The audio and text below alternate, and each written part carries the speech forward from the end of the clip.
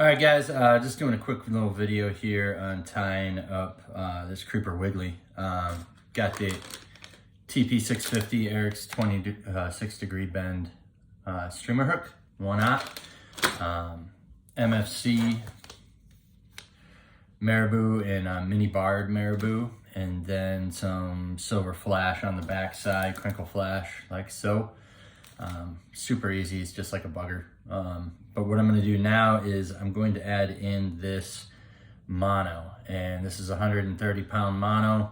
And what we're going to do is we're going to try to make the body of this more spoon-like, like something like a redfish spoon, to give it a little bit of a wobble on the way down, and that's where this like Wiggly comes in. But to do this, you just need a little bit extra on the side. So we're going to use the mono to make our fly just a little bit wider. So what I did there is I tied in, let's see here, the bottom of the V there, and the two tag ends go back down. And I'm just making this a little bit wider, and it'll make a lot more sense once you see when I mash down the wire on top of this. So what I do is I start it out, and then I add a little bit of UV resin just over the top. I let that soak in for a hot second. This will allow it not to spin on you when you're tying it in for the final time with your lead wire. You'll see in a second, but go ahead and bake that on. And then I'm going to finish my wrap all the way down to the bugaboo back here. And then we'll add in our creeper chenille and our wire. There we go. I'm going to continue to wrap all the way down. Creeper chenille from FNF. Love this stuff. This is white. Gives it a lot of dimension on there. Go ahead and tie that in. Like I said, it's very much like a woolly bugger. So if you can tie a bugger, you can tie this fly. Next, I have lead-free wire.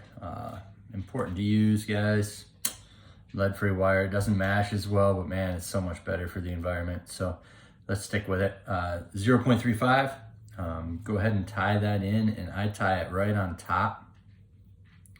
And I give that a couple of really nice tight wraps, like so. And then I'm gonna follow it all the way down to below the mono and stop right there on the angled part of the hook. So we are gonna wrap consecutively all the way down. I don't usually pre-cut this stuff because I tie so many of them that I just hate to be short on a fly, and I hate to waste material. So I do it this way. I know that there is some faster ways to it, but when I am trying to keep it cost effective, not only for me, but for you guys too that are buying from me, this is how I roll. You are more than welcome to do it any other way you want. So now I've tied that off. I'm gonna go ahead and trim this just like so. Boom. Tie it in nice and tight. Make sure that's not going to move. Now I'm going to roll this back to you guys, and you can see now how wide of a platform that is, just like that. So what I'm going to do next is do a layer of thread over the top of it because I need something to glue onto. We're going to run a layer of glue over the top of this, and then we're going to go ahead and wrap the creeper chenille over it, over the top of the lead wire here. Just like so. And you want to make sure to glue all the way down to just behind the hook eye because that chenille is going to come all the way through. This stuff is super absorbent of this glue. So move quick, but try your best not to make a mess. And as you can see, I'm doing these wraps nice and tight. You want a nice wrapped body with no gaps. Nothing poking out. We're gonna do a squeeze on top of this pretty soon here. Boom. Just like so. I'm gonna go ahead and tie this off nice and tight, just like that. There we go. And I'm gonna pull back these little legs and try to get them out of the way of the eye of the hook, because you guys all know when you're tying in, you want them gone. And anything that flips over, we're gonna trim off just like that. So that way when we're running through with our tippet on there, we're not having a problem. Real quick tie off.